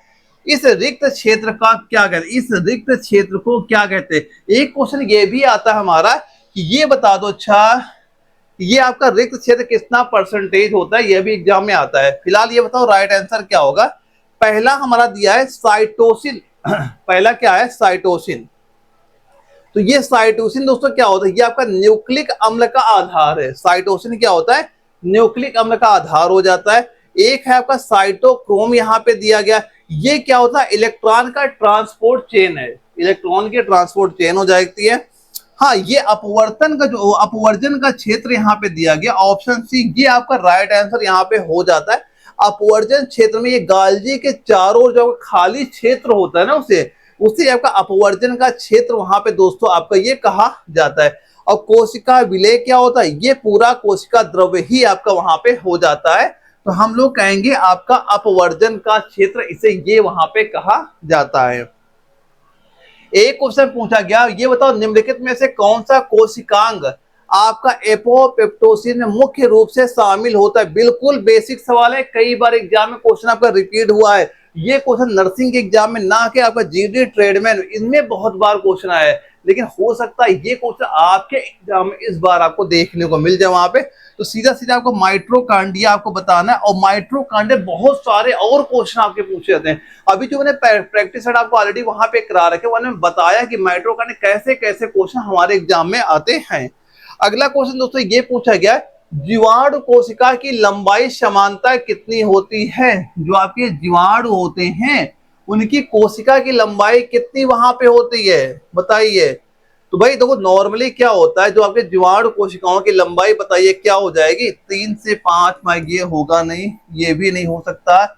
इसके बाद 1 से लेकर 4 माइक्रो मिलियन मीटर दिया गया, ये आपका राइट आंसर हो जाएगा। तो क्या बताओगे, जो आपके जीवाणु की लंबाई कितनी होती है, ऑप्शन नंबर सी आपका राइट आंसर यहाँ पे हो जाता है। और ये क्वेश्चन आपका मध्य प्रदेश में जो आपका जबलपुर जेडारो है, वहां पे आर्मी नर्सिंग असिस्टेंट के एग्जाम में क्वेश्चन सीधे सीधे पूछा गया था। अच्छा ये बताओ, कोशिका में आपका तारक केंद्र का मुख्य कार्य क्या है, कोशिका में तारक केंद्रक का मुख्य कार्य क्या होता है, जिसे हम सेंट्रोसोम वहां पे बोला जाता है। दोस्तों आप बताइए, पहला दिया गया जीवाणु कोशिका में खनिज संरचना बनाए रखने के लिए, ये तो हो ही नहीं सकता। पादप कोशिका का गुणन में मदद करना, ये भी नहीं हो सकता। तीसरा है पशु कोशिका में कोशिका विभाजन में सहायता के लिए, ऑप्शन सी आपका राइट आंसर होगा, दानापुर जेडामरो। तो ये क्वेश्चन ऐसे क्वेश्चन है ना, आज का थोड़ा पेपर आपको हार्ड लेवल का वहां पे लग रहा होगा, क्योंकि दोस्तों होता है ना कि मैं यार देखना चाह रहा हूँ बच्चा कितना स्कोर कर पा रहा है। अगर जो बच्चे ने आज 35 क्वेश्चन करके दिखा दिए, यकीन वहां चल रहा, सिलेक्शन कंफर्म है। पेन और कॉपी लेके बैठना, क्वेश्चन प्रैक्टिस जरूर अच्छे से वहां पे करिएगा। और इसके बाद जो हमारा अगला सवाल आता है, ये बताओ, जब जल में विद्युत धारा प्रवाहित की जाती है तो किस प्रकार की रासायनिक अभिक्रिया वहां पे होती है। केमिस्ट्री क्वेश्चन स्टार्ट हो गए, 15 क्वेश्चन केमिस्ट्री का आते हैं, अच्छे से तैयार वहां पे दोस्तों करिएगा। जब जल में विद्युत धारा प्रवाहित की जाती है तो किस प्रकार की रासायनिक अभिक्रिया वहां पे होती है। पहला ऑप्शन दिया गया अपघटन, बताइए। हाँ भाई, अपघटन ही तो हमारी वहां पे होती है, क्योंकि दोस्तों देखो, जैसे कि आपका मान लो जल हो गया, H2O हो गया, ये क्या हो गया H2+O2, इसको आप रिएक्शन को बराबर कर लो, यहाँ पे हो गया। तो क्या बताओगे क्या होता है, ये आपका दोस्तों अपघटन ही तो यहाँ पे हो रहा है। क्या हो रहा है, अपघटन ही तो आपका हो रहा है, यानी यौगिक विद्युत से अपने घटकों में वहां पे टूट जाता है। यहाँ पे जैसे आप देखा हाइड्रोजन और ऑक्सीजन में, ये आपका टूट गया, अपने घटकों में टूट गया, क्या होता है, अपघटन आपका वहां पे ये कहलाता है। विस्थापन दोस्तों क्या होता है, एक तत्व दूसरे को विस्थापित जब कर दे वहां पे, वो आपका विस्थापन होता है। दोहरा विस्थापन क्या हो जाता है, दो यौगिक आयनों का आदान प्रदान कर दे, वो आपका दोहरा विस्थापन यहाँ पे आपका हो जाता है। संयोजन क्या होता है, दो या अधिक पदार्थ जब मिलकर एक यौगिक बना लेते हैं, वो क्या कहलाता है, संयोजन वहां पे कहलाता है। फिलहाल हम लोग क्या बताएंगे, अपघटन हमारा राइट आंसर यहाँ पे हो जाता है। ये क्वेश्चन ध्यान से देखो, बताओ क्या राइट आंसर यहाँ पे होगा। क्या दिया जा रहा है कि हाइड्रोजन की इलेक्ट्रॉन बंधुता का सही क्रम क्या हो जाएगा। भाई जो आपके हाइड्रोजन वाले तत्व हैं, अच्छे से तैयार कर लेना। फिलहाल मैं इसका राइट आंसर बताता हूं कि हाइड्रोजन के इलेक्ट्रॉन बंधुता, क्योंकि इसका पूरा एक टॉपिक ही वहां पे होता है। जब वो आप टॉपिक अच्छे से कवर वहां पे किए रहोगे, तो ऐसे क्वेश्चन आप देखते हुए आंसर वहां पे मारोगे। इसका राइट आंसर क्या बताओगे, हाइड्रोजन की इलेक्ट्रॉन बंधुता का सही क्रम क्या हो जाएगा। ये दोस्तों आप बताओगे क्या, option number C, option number C आपका राइट आंसर यहाँ पे हो जाता है। इसके लिए दोस्तों आपके सारे हाइड्रोजन तत्व पता होना चाहिए, इलेक्ट्रॉन बंधुता का कैसे हम लोग निकालते हैं, ये चीजें पता वहां पे होनी चाहिए। और ये मैंने आपको ऑलरेडी क्लास में ऑलरेडी वहां बता रखा है। फिलहाल आपको वो क्वेश्चन बताने, हमें 5000 आपको इंपॉर्टेंट क्वेश्चन देने, क्या 5000, बस ये भाई रट्टा मार के जाना, ये क्वेश्चन अगर एग्जाम क्वालिफाई करना है। बस जो चीज बता रहा हूं आप तैयार करना, पेपर भाई इसी साल हमें फोड़ना है, निकालना है वहां पे।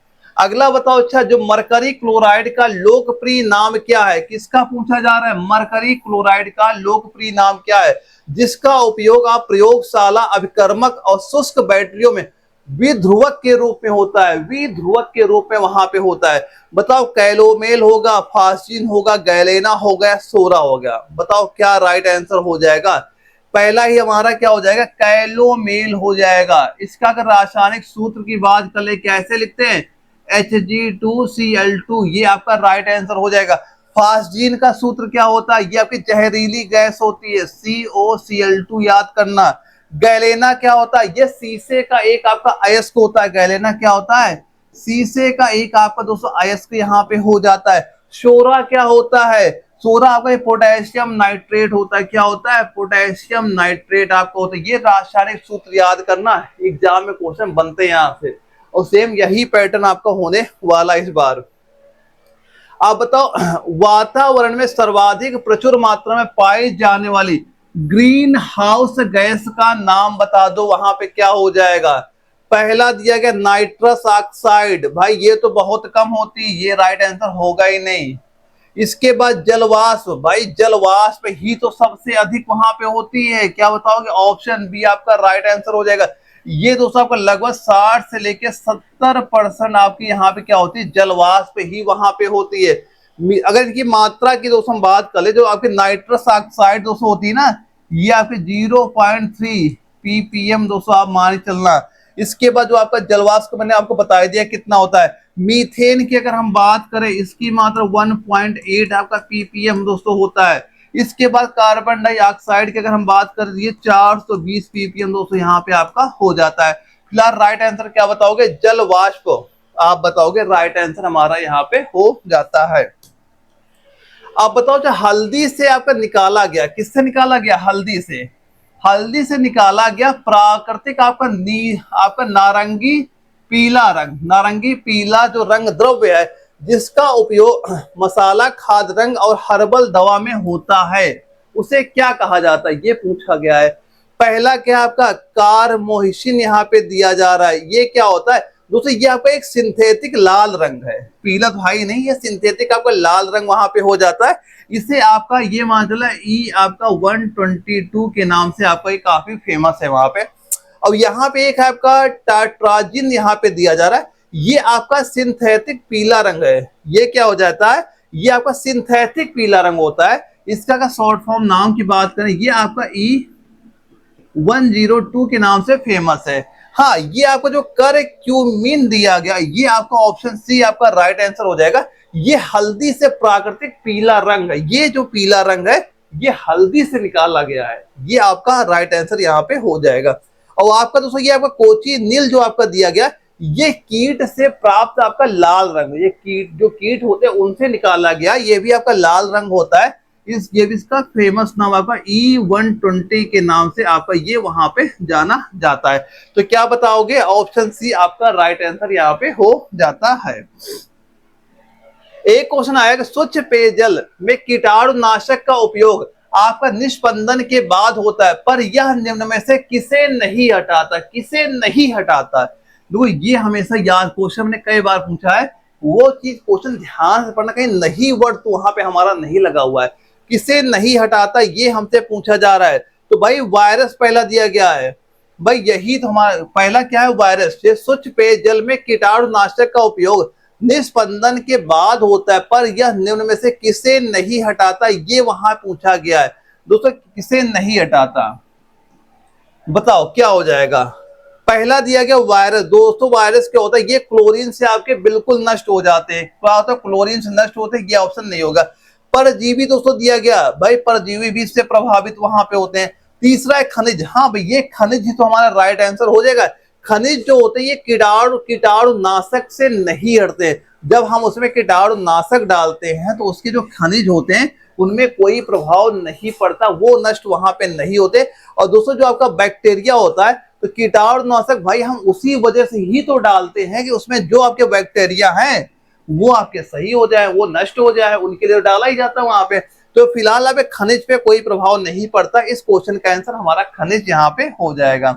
अगला क्वेश्चन आता है, फ्रांसीसी रसायनज्ञ जिन्होंने तत्वों से फार्मिक अम्ल, मीथेन और आपका एसिटिलीन जैसे कार्बनिक यौगिक संश्लेषित किए हैं, उनका नाम पूछा जा रहा है, कौन हो जाएंगे?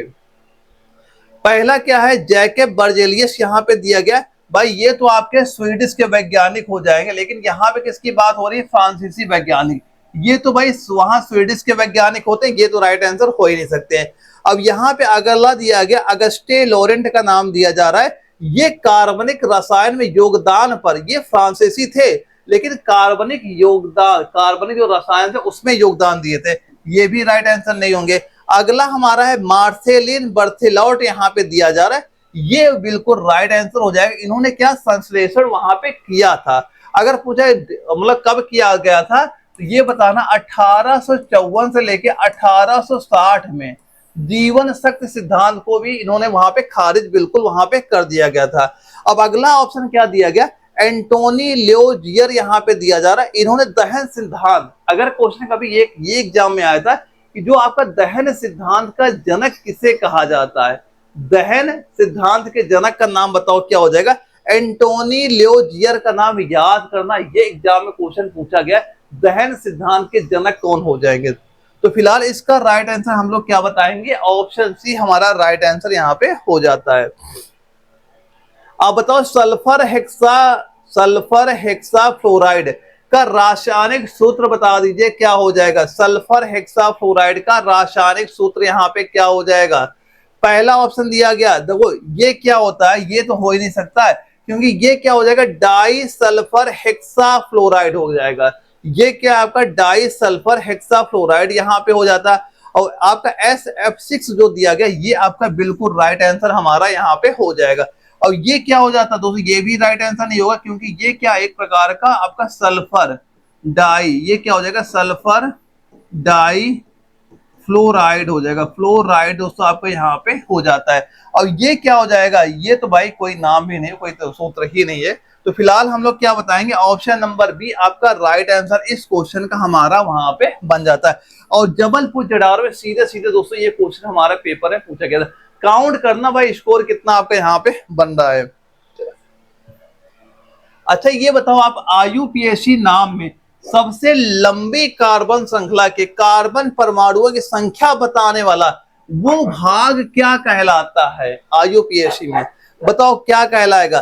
पहला दिया गया आपका इनफिक्स, भाई ये तो बहुत कम ही यूज होता है, ये तो हो ही नहीं सकता। दूसरा आपका दिया गया सफिक्स, सफिक्स दोस्तों क्या होता है, ये आपका एक कार्यात्मक समूह होता है, ये भी राइट आंसर यहाँ पे नहीं हो सकता है। तीसरा है रूट, भाई ये हो जाएगा, रूट क्या हो जाएगा, ऑप्शन सी आपका राइट आंसर हो जाएगा। जैसे रूट शब्द, जैसे आपका मेथ हो गया, एथ हो गया, प्रोफ हो गया, ऐसे शब्द जोड़े जाते हैं वहां पे। तो क्या बताओगे, ऑप्शन सी हमारा राइट आंसर यहाँ पे हो जाता है। तो क्या बताएंगे, ऑप्शन सी इसका राइट आंसर यहाँ पे हो जाता है। यार भाई ये जो आपके क्वेश्चन दिख रहे हैं ना, वहां पे यही क्वेश्चन हमारे एग्जाम में आते हैं। और जब कभी किसी बच्चे का पेपर वहां पे लगता है और वो बच्चों को ये नहीं पता रहता कि हम क्या चीज तैयार करें कि हमारा एग्जाम क्वालिफाई हो जाए, तो आपके पेपर यही लेवल के क्वेश्चन वहां पे दिखाई पड़ते हैं। ऐसे क्वेश्चन का वो तैयारी भी करना है अगर आपको अपना एग्जाम वहां पे क्वालिफाई करना है तो। अब इसके बाद हम लोग अगले क्वेश्चन की बात करें, क्या दिया यहाँ पे, एलिल ब्रोमाइड का मुख्य IUPAC नाम बता दो। किसका पूछ रहा है,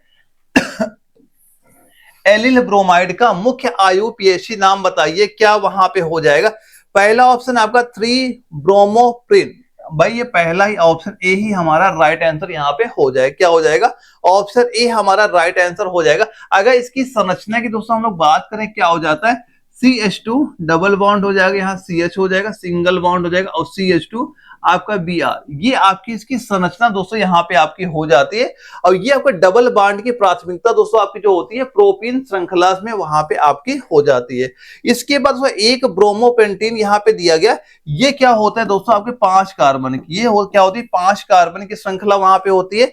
एक आपका 2 ब्रोमो आपका प्रोन यहाँ पे दिया है, ये तो संभव ही नहीं हो सकता है। एक आपका 3 ब्रोमो ब्यूटीन यहाँ पे दिया है, ये दोस्तों क्या होती है, 4 कार्बन की श्रृंखला दोस्तों यहाँ पे आपकी हो जाती है। तो क्या बताएंगे राइट आंसर, हम कहेंगे ऑप्शन ए हमारा बिल्कुल राइट आंसर यहाँ पे हो जाता है। अगले क्वेश्चन की बात करें, प्लाज्मा अवस्था का एक उदाहरण है, जो आपकी ये प्लाज्मा अवस्था किसका एक उदाहरण वहां पे हो जाता है। पहला है रक्त, बताइए इसका राइट आंसर क्या हो जाए। पहला दोस्तों आपका रक्त दिया है, तो रक्त क्या होता है, आपके कोलाइडी विलयन होता है, रक्त क्या होता है, कोलाइडी विलयन होता है, ये राइट आंसर हो ही नहीं सकता है। शुष्क बर्फ यहाँ पे दिया गया, शुष्क बर्फ क्या होता है, जो आपका ठोस कार्बन डाइऑक्साइड को ही तो हम शुष्क बर्फ कहते हैं, ये भी राइट आंसर नहीं हो सकता है। तीसरा फ्रेयान यहाँ पे दिया गया, ये तो भाई गैस तरल होता है जो आपका रेफ्रिजरेटर में यूज वहां पे किया जाता है, ये भी राइट आंसर नहीं हो सकता है। चौथा आपका दिया गया नियान साइन बल्ब यहाँ पे दिया गया, ये क्या होता है, प्लाज्मा चमक में वहां पे यूज होती है, हम क्या कहेंगे, ऑप्शन नंबर डी आपका राइट आंसर यहाँ पे हमारा हो जाता है।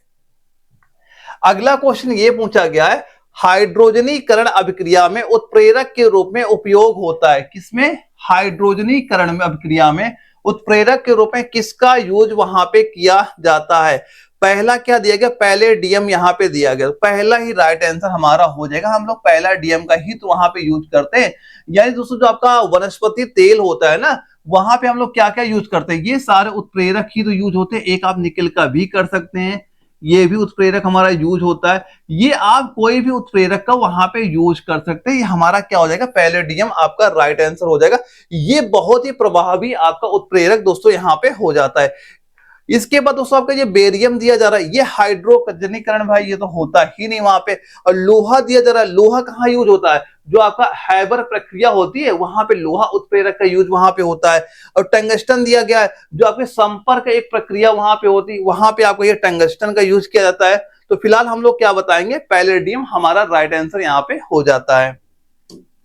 अगला क्वेश्चन पूछा जा रहा है, परमाणु क्रमांक 59 वाला तत्व आवर्त सारणी किस ब्लॉक में वहां पे आता है, बताइए। पहला ऑप्शन दिया गया एस ब्लॉक। तो एस ब्लॉक में कौन कौन से आपके हैं, इसमें जितनी आपकी क्षारीय धातुएं होती हैं, क्या बताओगे, एस ब्लॉक में क्षारीय धातुएं आती हैं। तो ऑप्शन ए तो हमारा राइट आंसर यहाँ पे हो ही नहीं सकता। बी क्या, एफ ब्लॉक ही हमारा राइट आंसर यहाँ पे हो जाएगा। यानी दोस्तों जो आपकी जो लेंथेनाइट होती हैं, लेंथेनाइट हो गया या एक्टिनाइट हो गया, ये सारे आपके एफ ब्लॉक में ही वहां पे आते हैं। ये ध्यान रखना कि जिनका ये परमाणु क्रमांक क्या दिया गया, 59 दिया जा रहा है। इसमें आपका प्रासियोडियोमियस वहां पे आता है, प्रासियोडियोमस आता है, जिसका संकेत क्या होता है, पी आर यहाँ पे होता है। यानी मान चलना 58 से लेके 71 तक जो तत्व होते हैं ये आपके लेंथेनाइट श्रृंखला में आते हैं, जो कि आपके सारे एफ ब्लॉक में वहां पे रखे जाते हैं। और जो आपका पी ब्लॉक दिया गया, यहाँ पे धातु मिश्र और अधातुएं इसमें आती हैं। और जो आपका डी ब्लॉक दिया गया, इसमें जो आपके संक्रमण धातुएं होती है, यानी जो हमारी जो संक्रमण धातुएं होती हैं, ये आपके डी ब्लॉक में वहां पे आती हैं। तो फिलहाल क्या कह देंगे, ऑप्शन बी आपका राइट आंसर यहाँ पे हो जाता है। काउंट करते चलना दोस्तों, क्या स्कोर आपका यहाँ पे अभी तक हो रहा है। अगला क्वेश्चन हमारे ये पूछा गया है, बताओ न्यूलैंड के अष्टक नियम के अनुसार नाइट्रोजन के समान गुण वाला तत्व कौन सा वहां पे हो जाता है, कौन सा वहां पे हो जाता है। पहला है फास्फोरस, भाई ये फास्फोरस ही हमारा राइट आंसर यहाँ पे आपका हो जाएगा। यानी जो आपके न्यूलैंड ने तत्वों के बढ़ते परमाणु द्रव्यमान में ही वहां पे सभी को आपको रखा था। और आपका जो नाइट्रोजन के बाद 8वें स्थान पर आपका ये फास्फोरस ही वहां पे आपको देखने को मिल जाता है। तो क्या बता देंगे, फास्फोरस हमारा राइट आंसर हो जाएगा। और यहाँ पे एल्यूमिनियम तो आपका बिल्कुल अलग ही हो जाएगा, सल्फर इसके अगला हो जाएगा, ये भी गलत हो जाएगा।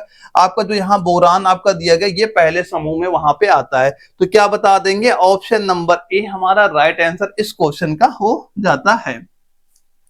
अगला क्वेश्चन आता है कि मेंडलीफ ने एक एका एल्यूमिनियम, जिसको हम लोग गैलियम का अनुमानित परमाणु द्रव्यमान कितना बताया था वहां पे, कितना बताया था वहां पे। और ये हमारे क्वेश्चन का आज के सेट का लास्ट क्वेश्चन भी यहाँ पे दोस्तों हो जाता है। तो इसका फिलहाल आप राइट आंसर क्या बताओगे, अनुमानित क्या हो जाएगा, 68 बता देना। ऑप्शन नंबर डी आपका राइट आंसर यहाँ पे हो जाता है। वैसे यहाँ पे दोस्तों 68 दिया जाए, लेकिन यहाँ पे अगर आपका ऑप्शन ये नजर आ जाए वहां पे, क्या अगर 69.72 ये इसका मेन वहां पे वास्तविक आपका वहां पे हो जाता है। और इसकी अगर ये क्वेश्चन पूछ लिया जाए, इसकी जो भविष्यवाणी कब की गई थी, तो ये आपकी 1871 में इसकी भविष्यवाणी वहां पे की गई थी। और इसकी खोज कब हुई थी, 1875 में इसकी आपकी खोज वहां पे कर दी गई थी। तो दोस्तों ये सारे क्वेश्चन अच्छे से आप वहां प्रैक्टिस करते चलना। और इसके साथ दोस्तों जो मैंने आपको ये नोट्स दिए हैं, तो एग्जाम पहले एक बार जरूर वहां पे आप तैयार कर लीजिएगा, ताकि आप इसी साल अपना एग्जाम वहां पे क्वालिफाई कर ले। और किसी बच्चे कोई वहां पे अगर डाउट भी होता है, तो इस स्क्रीन में वो आपको व्हाट्सएप नंबर सो ही वहां पे कर रहा है। तो व्हाट्सएप में दोस्तों जो भी आपका डाउट हो मुझे मैसेज करिएगा, जो भी डाउट होगा मैं उसका बिल्कुल वहां पे क्लियर करा दूंगा। बस यहाँ पे दोस्तों जो मैं आपको 100 सेट की यहाँ प्रैक्टिस सेट कराने वाला हूँ, टोटल जो आपको 5000 में क्वेश्चन देने वाला हूँ। तो जो बच्चा ये सारे क्वेश्चन तैयार करके अपना एग्जाम वहां पे देने जाएगा, तो यकीन वहां चलना आपके पेपर और इससे बाहर कोई क्वेश्चन वहां पे नहीं जाएगा। तो ओके दोस्तों, हम लोग मिलेंगे कल एक अगली प्रैक्टिस सेट में, तब तक के लिए जय हिंद।